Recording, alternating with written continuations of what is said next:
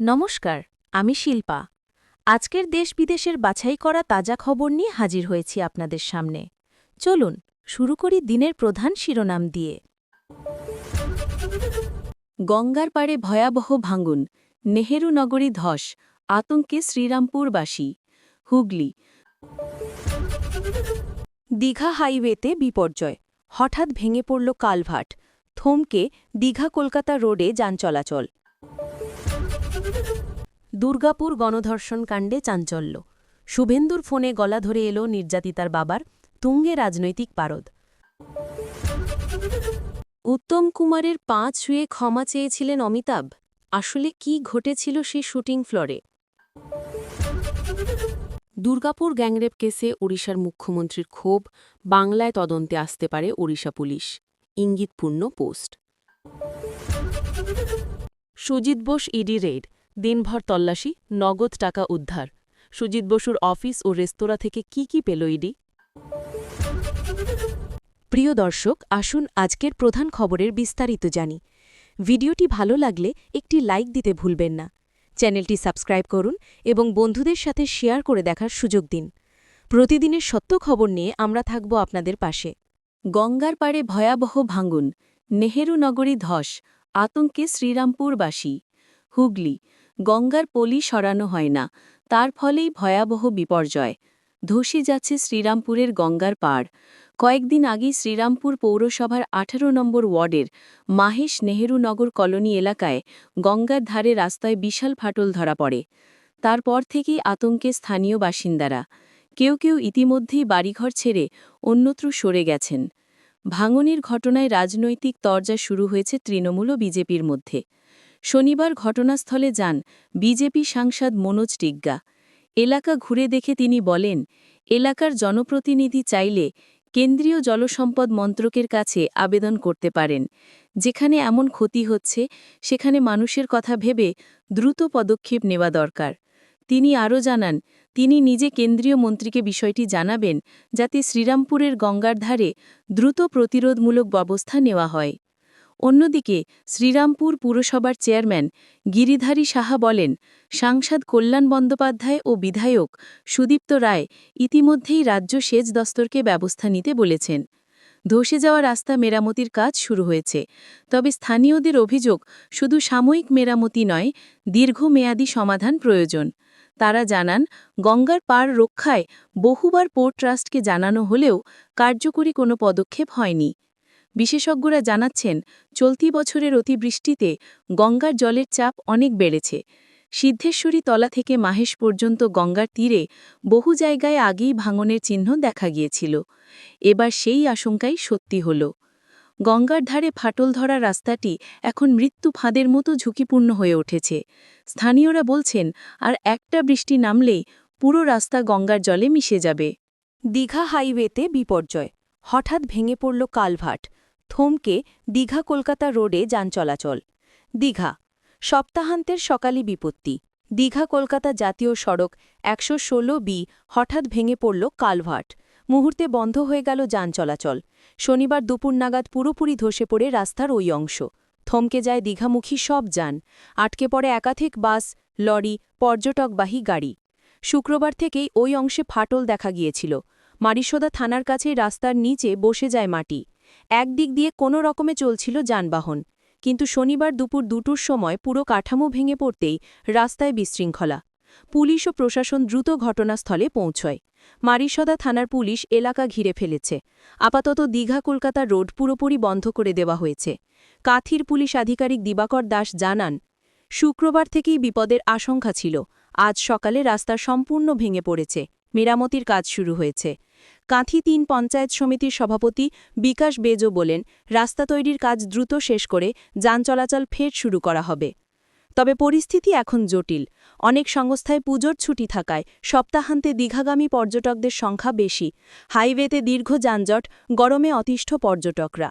স্থানীয়দের বক্তব্য, যেই রাস্তায় প্রতিদিন হাজার হাজার গাড়ি যায় সেখানে এই অবস্থা মানা যায় না।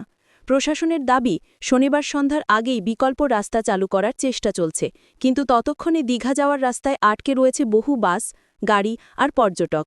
কারোর হাতে জল নেই, কারোর মুখে শুধু একটাই প্রশ্ন, কবে খুলবে রাস্তা? দুর্গাপুর গণধর্ষণ কাণ্ডে চাঞ্চল্য। শুভেন্দুর ফোনে গলা ধরে এল নির্যাতিতার বাবার, তুঙ্গে রাজনৈতিক পারদ। দুর্গাপুর, ওড়িশার জলেশ্বর থেকে বাংলায় ডাক্তারি পড়তে এসে অকথ্য নির্যাতনের শিকার হলেন দ্বিতীয় বর্ষের এক ছাত্রী। শুক্রবার রাতের সেই ভয়াবহ ঘটনার রেশে উত্তাল দুর্গাপুর। ছাত্রীকে গণধর্ষণের অভিযোগ ঘিরে চড়ছে রাজনৈতিক পারদ।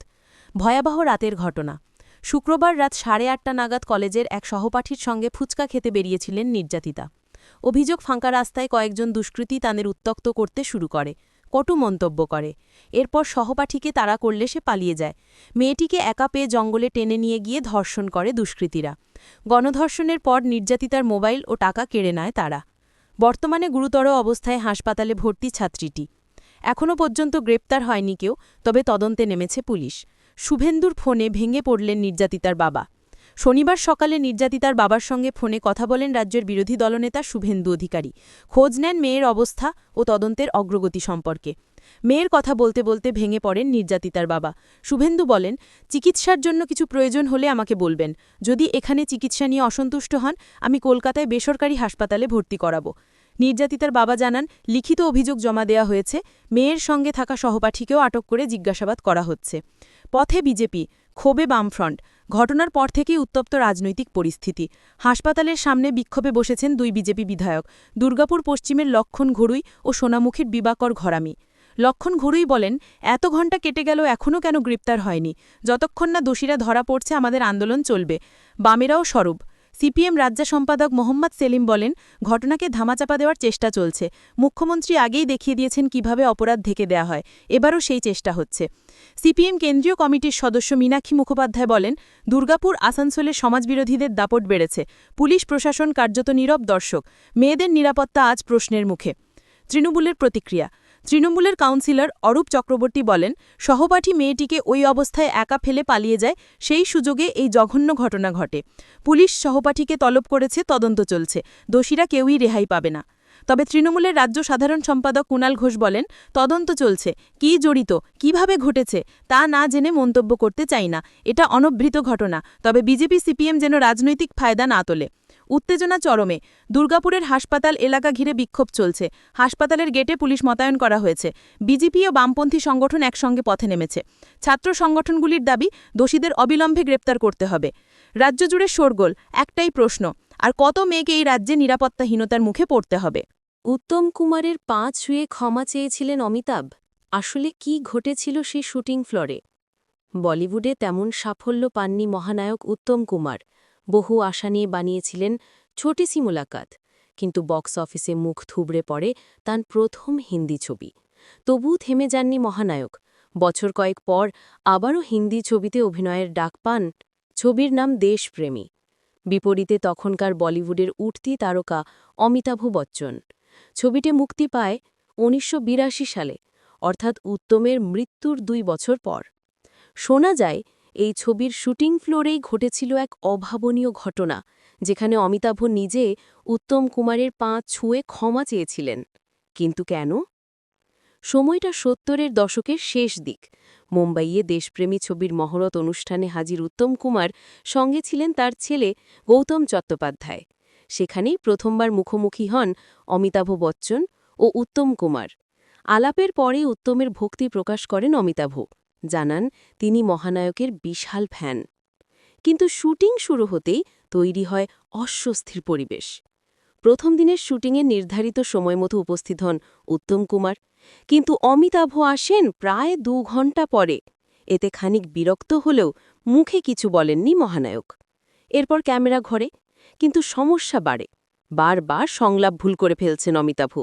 একের পর এক রিটেক, ক্রমে উত্তমের ধৈর্যের বাঁধ ভাঙে। রেগে মেগে ফ্লোর ছেড়ে মেকআপ রুমে চলে যান তিনি।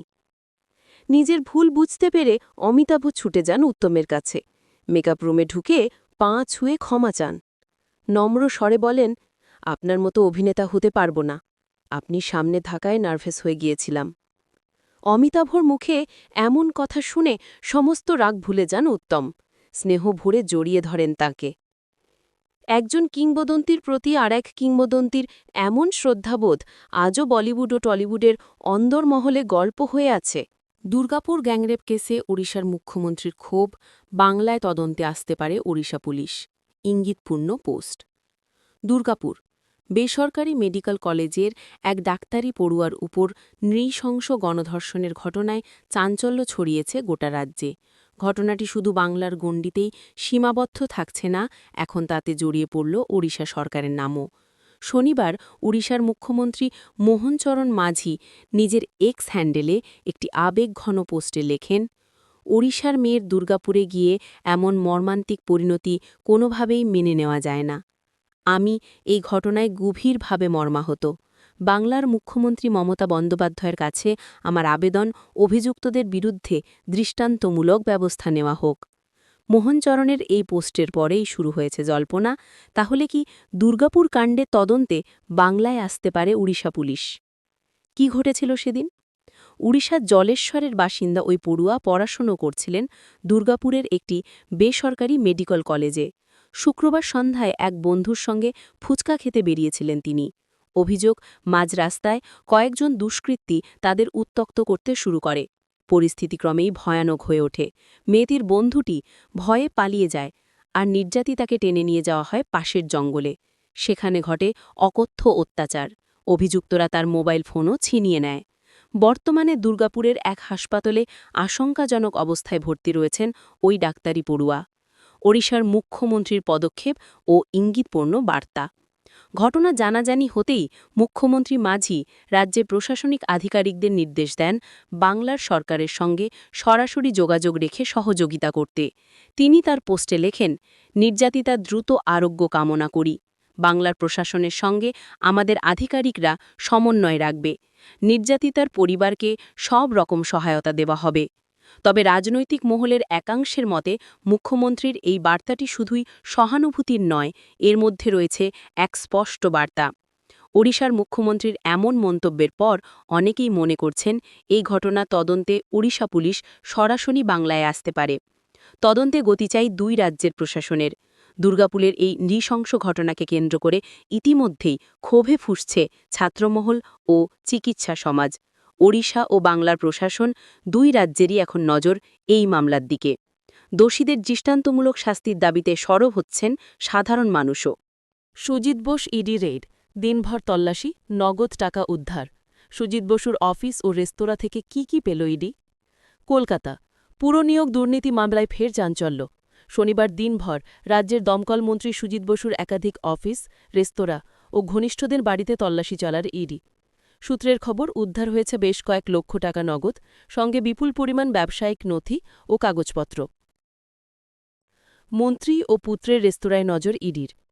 ইডি আধিকারিকদের সন্দেহ, রেস্তোরাঁ ব্যবসার আগালে চলত অবৈধ অর্থ লেনদেন। শনিবার সকাল থেকেই মন্ত্রী ও তার পুত্রের মালিকানাধীন ৩টি রেস্তোরাঁয় তল্লাশি চালায় কেন্দ্রীয় সংস্থা। সূত্রে জানা গেছে, তল্লাশিতে উদ্ধার হয়েছে রেস্তোরাঁর আয়-ব্যয়ের খতিয়ান, বেশ কিছু চেক বই ও লেনদেনের রেকর্ড। সেক্টর 5-এ অবস্থিত মন্ত্রীর একটি চাইনিজ রেস্তোরাঁতেও চলে অভিযান। পাশাপাশি মন্ত্রীর ঘনিষ্ঠদের বাড়ি ও অফিসেও তল্লাশি চালান ইডি আধিকারিকরা। নগদ টাকা ও নথি বাজেয়াপ্ত। তল্লাশির সময় উদ্ধার হয় নগদ কয়েক লক্ষ টাকা, যা এখন ইডির হেফাজতে। এই অর্থের উৎস জানতে চাওয়া হবে মন্ত্রী ও সুজিত বসুর অফিস ও রেস্তোরাঁ থেকে। শনিবারের অভিযানে অংশ নিয়েছিলেন প্রায় ১৫ থেকে ২০ জন ইডি আধিকারিক। পুরনিয়োগ দুর্নীতিতে যুক্তি, নতুন দিক খুঁজছে ইডি। ইডি সূত্রের খবর, তল্লাশি থেকে পাওয়া ব্যবসায়িক তথ্য পুরনিয়োগ দুর্নীতির সঙ্গে সংযোগ রয়েছে কিনা তা খতিয়ে দেখা হচ্ছে।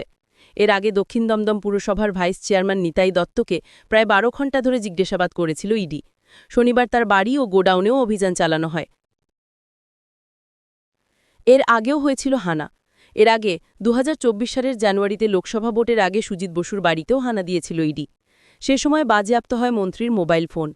তবে এবারই প্রথমবার তার অফিসে ঢুকে তল্লাশি চালাল কেন্দ্রীয় সংস্থা। অভিযানের পরিধি এবার আরও বড়। শুক্রবার রাতে নিউ আলিপুরে আইনজীবী অমিত আগরওয়ালের বাড়িতে ও গিরিশ পার্কের ৮-এ সরকার লেনে চার্টার্ড অ্যাকাউন্টেন্ট বিশাল পাথুরিয়ার বাড়িতেও তল্লাশি চালিয়েছে ইডি। রাজ্যের রাজনীতিতে ফের চাঞ্চল্য ছড়িয়েছে এই অভিযানকে ঘিরে। ইডির দাবি, পুরনিয়োগ মামলায় একাধিক নতুন সূত্র মিলেছে, সব দিক খতিয়ে দেখা হচ্ছে।